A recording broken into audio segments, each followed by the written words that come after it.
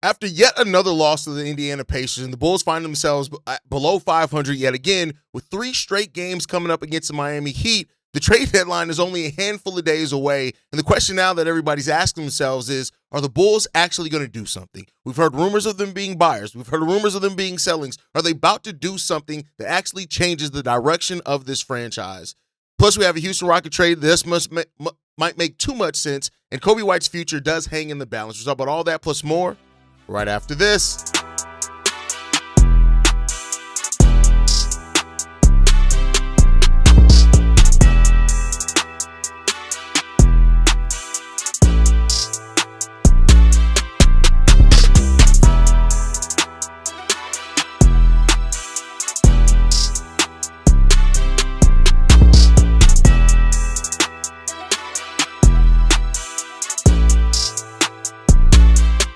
What's going on, Bulls fans? Welcome to another episode of Chicago Bulls Central, your number one spot for everything Chicago Bulls related. I'm the host there, Haize, but more importantly, you guys can follow the channel at Bulls Central Pod on every social media platform we happen to be on. With that said, let's go and get into this content for today. I want to start off talking about this article that called the Chicago Bulls and the Houston Rockets so natural of trade partners that it may make too much sense. Now, yesterday's episode, we talked about a 4-team trade that I actually said made too much sense to actually ever happen. It was just way too reasonable. It took too much into consideration for all sides, all teams available in that 4-team trade. And I just don't think it's going to happen, even though it is a good trade on the just as a proposition for the Chicago Bulls and all the teams, right?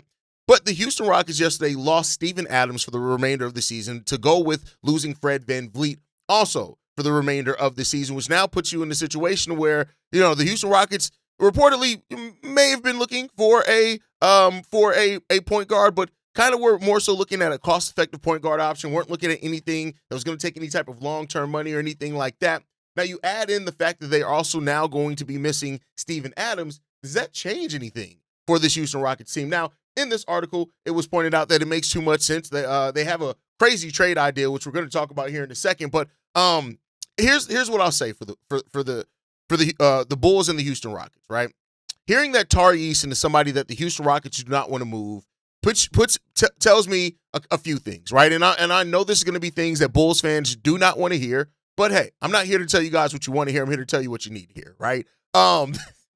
With that said, is that means that the Houston Rockets probably aren't interested in Coby White. They're just probably not interested in Coby White, and maybe not Ayo Dosunmu either. This is a Houston Rockets team that likes to avoid the luxury tax. That's what they're trying to do, and they've created a space and an area in the way that they've built their team and set up the contracts that they're not only just beneath the second tax apron, they're beneath the first tax apron now. Now, going into next offseason with restricted free agent Tari Eason, there and being a player that we've heard now over the last couple of days that they actually plan on keeping Tari Eason in the long term. He's not available for trade. At least that's what they're telling people. We've seen it before. A team will say that to drum up interest, and then that player may end up still being moved, and they'll say, what was a deal we felt like we couldn't pass up? But via the information that we have, the Houston Rockets, which do not like to go into the luxury tax at all, much less the second tax apron. Next season, they're $25 million below the first tax apron. They're there with most of their core intact. The only free agents that they have, other than restricted free agents, are Deshaun Tate, Josh Okogie, Aaron Holiday, and Jeff Green. Other than that, their whole entire core is locked into another contract. Fred VanVleet's player option for $25 million. Reportedly, he is a player that they do want to keep. They're not willing to move off of him, reportedly. And then Tari Eason. So if you're re-signing Tari Eason's contract's probably going to be between $18 and $20 million. And that would mean that then that leaves them a little flexibility with exceptions and vet minimum players that they can bring in to fill out the rest of that roster. That's probably what you're looking at there. So if those things if they're not willing to put in Tari Eason in a trade for Coby White or Ayo Dosunmu, it probably means they're not in the market for that. But there is the Tre Jones aspect of it, right? Now, this trade idea that we have here, like I said, I don't think it's one that is actually going to happen because I think that it's not taking into consideration a few things for the Bulls. And I'm tired of dumbass trade ideas for the Chicago Bulls. But for what it's worth, my boy Elias Schuster over at Sports Illustrated had this trade idea in regards to trade with the Houston Rockets, saying that the Bulls should send Coby White and Jalen Smith to the Houston Rockets in exchange for Fred VanVleet, Tari Eason, and a 2027 first-round pick. Now, here's what I'll say. If this trade has any legitimacy of actually happening, it's basically salary dumping, Coby White. You are sending off Jalen, who's played great for you. You're getting potentially Haize, who still does have tons of potential. He's averaging 12 points per game, I think, for the second year in a row. Really nice, versatile defensive weapon. But you're also getting a first in 2027, which isn't necessarily shaped up to be the best. I'm tired of these low ball offers. Like, the Bulls aren't here to try to gift. I get it that, some Bulls fans, especially ones that already came in to the season with the thought process that they're just going to trade Coby White for anything in pieces. I don't know. Like, Haize and a 2027 first-round pick, the Fred VanVleet contract, and again, that's another thing that AK hasn't wanted to do, take on bad money. Not to say that Fred VanVleet is a bad player, but the way that he helps the team that can help the Houston Rockets isn't the same for the Chicago Bulls. Like, we have our point guard. His name's Josh Giddey. We also have our backup point guard. His name's Tre Jones. So I don't know if that's the natural fit. So, there's that part of it. And would Fred VanVleet even opt into the contract with the Chicago Bulls, knowing that the Bulls don't necessarily have, the same type of a ceiling that a Houston Rockets team has for sure, right? So, like, would he opt out? So then you're basically just not taking long-term money back. You keep him some flexibility, maybe, right? There's things that you can look at there. But I do think that this is not going to be the type of contract that the Houston Rockets are looking for. Again, they'd have to pay Coby White. If he does truly want that $30 million, that cuts into that. Of course, you don't have to re-sign Haize at that point, but it just does not seem like the type of move that the Houston Rockets, even if they were going to cash in Haize and a first-round pick, I don't know if they're going to aim for Coby White to get that done, right? So that's my thought process. But you look at the Houston Rockets, and initially when I heard the Steven Adams things, like, hey, do y'all want Vooch? Like, I mean, we got a perfectly lightly used Nikola Vucevic for you that you can absolutely take. We'll take your dead money, but we'll see what happens in regards to that one. But I think the next natural thing that I have to talk about, and this is going to be something that Bulls fans across the world do not want to hear. The Bulls aren't getting Giannis Antetokounmpo. And I need everybody to come to this realization. As fans, it's fun to speculate. It's fun to think. It's fun to daydream. And hey, I'm not here to rain on your parade. You want to keep daydreaming? Go ahead, big fella. Go ahead and keep daydreaming. But in the reality of the world that we live in, right? In a world in which we've heard that the Miami Heat, the Golden State Warriors, the New York Knicks, right? Even the Toronto Raptors are teams that could definitely get in on the sweepstakes for Giannis. The Bulls just can't compete. And here's why I tell you, right? The Milwaukee Bucks are reportedly prioritizing young promising player, and multiple first-round picks. Now, keep in mind, even though the Bulls own all their first-round picks, you can only trade your own first-round picks every other year. So even though the Bulls own their own picks out to 2032, they can put in two, maybe three, depending on the timing, first-round picks. But you're talking about a team in the Miami Heat, for example, that could offer Tyler Hero, Khalil Ware, right, both of those players. They can offer 2 second-round picks and two first-round picks and 4 first-round pick swaps. That's just a haul that the Bulls can't match. Then you flip that and look at the Toronto Raptors. They can offer RJ Barrett, Emmanuel Quickly. One of those guys are probably going to be in the deal. But if they want a young talent, they can offer Colin Murray Boyles, right? Who still has had a rough go offensively in the league, but definitely one of the best players to come out that draft. On top of them having themselves, I think, 3 tradable first-round picks and can offer pick swaps. So it's just that thing that you're looking at when it comes down to it. And so I hear Bulls fans. I know that, people have used Giannis saying, oh, well, will I play in Chicago one day? Maybe, you never know, as saying that Giannis is interested in coming to Chicago, which is not really the same thing. But the Bulls just can't compete with the offer. And I hate to tell y'all, Coby White, who's about to get paid $30 million, or at least wants that, does not compete with those other ones. Noah Essengay, even if the Bulls did want to put that in there, again, we know that AK is kind of stubborn.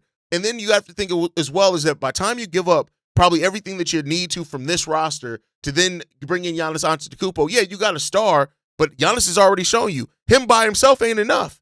And so at that point in time, are you left with enough? So I get it. I hear you guys. I know you guys are speculating about it, and I know the video would do much better numbers if I said, boom, here's how the Bulls can get Giannis Antetokounmpo.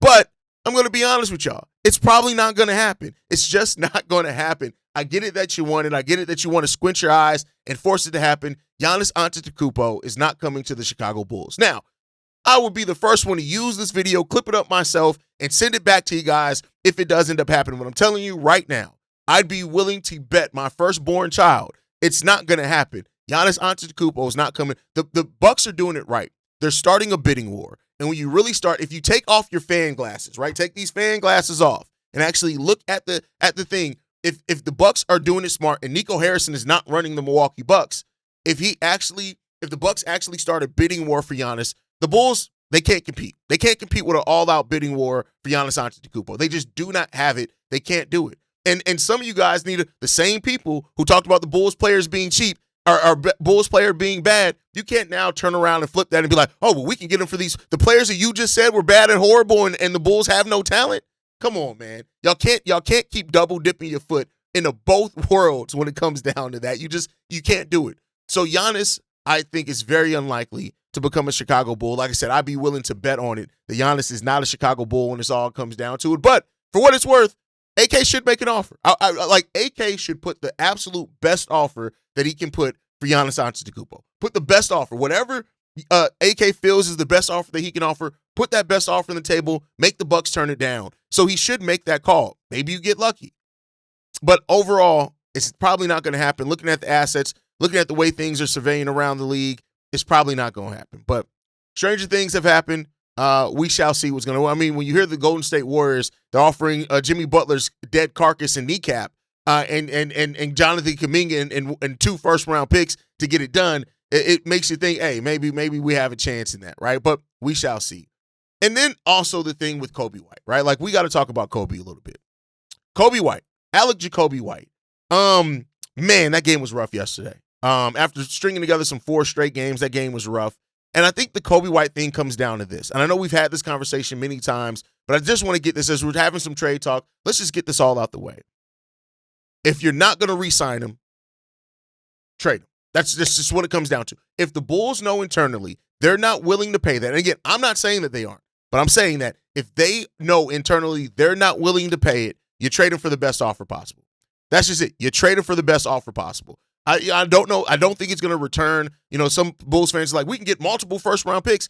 Via what we're hearing, that deal is not out there, which may lead to the Bulls doing the thing and re-signing him. And then, you know, if they decide to move him later on down the road, they'll do that. But at the end of the day, if the Bulls have any doubts, any reservations, any thoughts that, hey, we're not going to re-sign this guy when it's all said and done, trade his ass now. And again, that's no offense to Coby or anything. It just comes down, I'm just looking at it as the business aspect. You guys know, I love Coby White. I want to see Coby White stay on this team. I do think that, you know, while this season has absolutely been rough for him, I don't know what's going on with Coby. He's not making the decisions down the clutch like he had the last few years. But overall, is that if you aren't going to re-sign a player, if you're not going to re-sign a player like a Coby White, you have to trade him. Like, you just have to trade him. And if you're willing to pay that and work it out, then cool, great. It is what it is there. But I do think that has to be the focus of here, is that what are you planning on doing with Coby if you keep him? Are you planning to keep him? Are you planning to give him an offer because it's an unrestricted free agency? Are you planning to give him an offer to do that? If not, you got to trade him. You got to see what's out there. You got to trade him, and you got to maneuver. There's a lot of teams that want point guards. And I do think there is some posturing in regards to that, but I don't think you should just trade Coby for TSJ and 2 second-round picks and Mike Conley. That ain't enough to get it done. I don't think you should trade him for Bogdanovich and a couple of second-round picks either. I don't think you should do that either. But if you know you're going to lose him for nothing, or you're not willing to pay him, yeah, you can technically get a sign and trade in the offseason, try to help facilitate him going to another place. But it's a tough roster decision. And if it is at the point where some people are speculating where it's Ayo or Coby, if it really is coming down to that, you got to move him. I think that you got to move one of them if that's the case. If you were truly in a place as a front office and organization, you are looking at this and saying we are not paying both these guys. You got to make a decision. You got to push forward. So we'll see, right? If the Bulls have, which we have heard some speculation that the Bulls have marked Ayo Dosunmu as the better long-term fit going forward, trading Coby White at the trade deadline makes sense, regardless of how you feel about Coby or not. It makes sense. Losing Coby White to unrestricted free agency would be the absolute worst outcome in all of this. Because then you are wasting assets. Then you are wasting a potential to get something back that can help you later on down the road, right? So it's a balancing act that the Bulls have to strike, but they have to find, again, this takes AK to take a level of focus, intentionality that we don't always see from Arturas Karnisovas, but that's what it takes to get this done.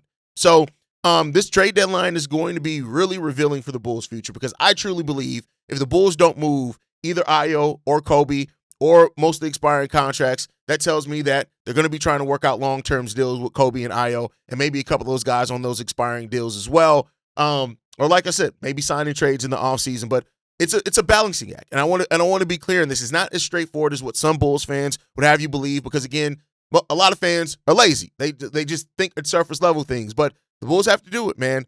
They have to do it. And so if they really feel like, hey, we cannot afford to pay Josh Giddey 25, Coby 30, and Ayo Dosunmu 18 plus for a backcourt that hasn't even won a playoff series, if that's the business decision that you're making and striking, then you have to trade one of them at the trade deadline. Period, point blank. One of them has to be moved at the trade deadline. If you're unwilling to do that, then you're unwilling to actually make the necessary moves to be a successful front office in the NBA, which some people will say, Haize, they already shown that. And listen, nigga, I feel you, right? I feel you on that one. So we'll see what happens when it comes down to that.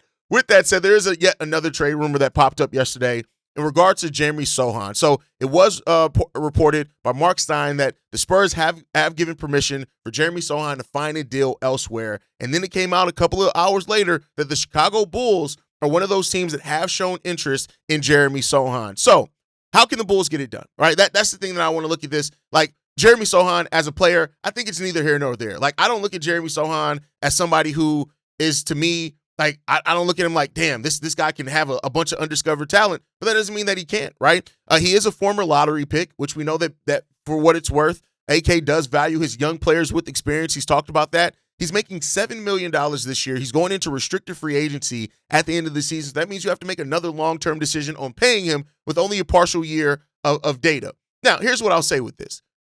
Is there any way that we can send off Patrick Williams in this? Because if you can send off Patrick Williams for Jeremy, so I know the money doesn't match 1-for-1. I know that. Clearly, I understand that. The money's not the same. But they are $10 million beneath the first tax apron. So if I'm not mistaken, this little over $17 million from Jeremy Sochan with the $10 million that they have left remaining as well, that is enough. Because again, you don't have to match it 1-for-1. There's like a 1% variance there.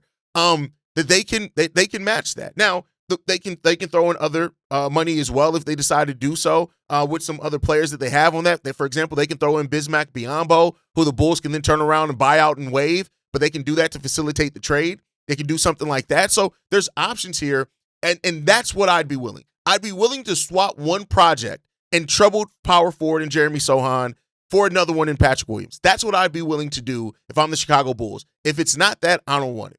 Now, maybe you could say Dalen Terry, too, if you know you're not going to keep Dalen. Maybe you can do Dalen Terry there. Jeremy Sochan's 22 years old. Again, and because of where he is right now, averaging 40 points per game, I don't think he's going to take a lot to re-sign him if you identify him as like a player that's like, hey, we can probably get him to re-sign for less than mid-level exception money, maybe on a 1 or 2 year deal. Let's evaluate him then. Maybe, but it's one of those things that I heard. I'm like, really? The Bulls make calls on Jeremy Sochan? Seems a little desperate, unless you can get off P. Will's deal to do it.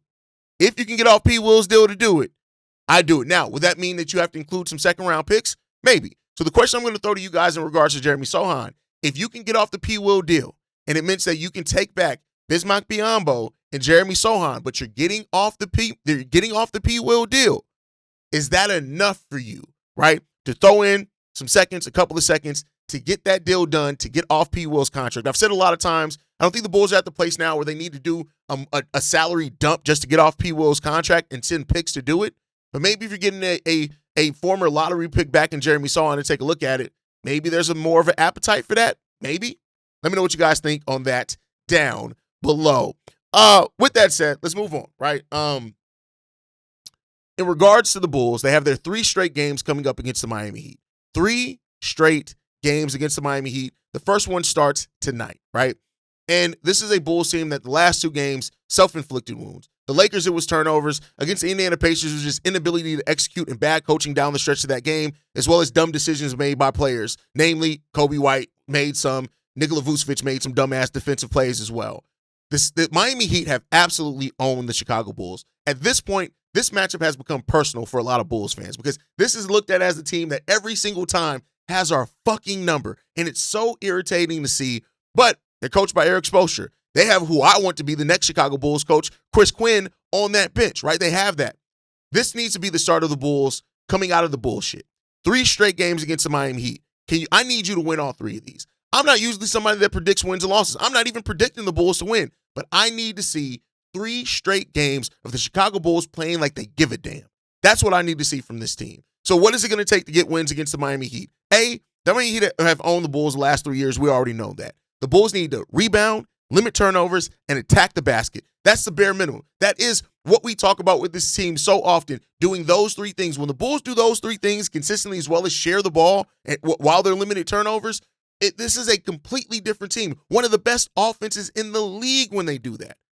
Over the last 10 games, the Miami Heat are 5-5. Their defense, which ranks 9th on the season, has dropped down to 22nd, while their offense, which ranks 17 on the season, though, has risen up to the 6th-rated offense in the league over that stretch. The Bulls have to come into this one prepared. Two-way basketball. That's what we have to do. The Miami Heat also are not a great rim protecting team. They don't force a lot of turnovers, but they don't turn the ball over themselves also, and they're a really good rebounding team. So the Bulls have to pay attention to those things if they want a chance to win this game. It's winnable. It's opportunity. But with Eric Spoelstra consistently outcoaching Billy Donovan, it's not something that you can just guarantee and rest in your laurels and thinking that the Bulls can do. Let's see what they show over these next 3 games. I want to see 3 straight wins for this Bulls team. I doubt it's going to happen, but that's what I would love to see from this Bulls team. In the week strong, you still have a chance to win the week, but you got to win all 3 to win the week. And we'll see if the Bulls can do that, if they can lock in enough to get this task done and beat a team that has owned them mentally, physically, on the court as well. Can they get it done? We shall see. But I'm not blaming anybody that looks at this and says, hey, I'm predicting a loss here for the Bulls. The Bulls got to go out there and show it. But, all right, Bulls fans, enough of me talking. I'm going to throw to you guys on this one. If Houston calls tomorrow, are you moving Coby White to the Houston Rockets if they call on that? Or are you sending Coby White, Jalen in the deal that we talked about? Are you locking in Ayo Dosunmu long-term and betting on him over Coby White? And then is Jeremy Sochan worth a gamble for the Chicago Bulls? Let me know what you guys think on that down below. The NBA trade deadline is chaotic. It's going to be chaotic. We'll see how the Bulls navigate that chaos. And if they come out of this with something that maybe we weren't expecting, make sure you guys like the video, subscribe to the channel, and follow us at Bulls Central Pod on every social media platform.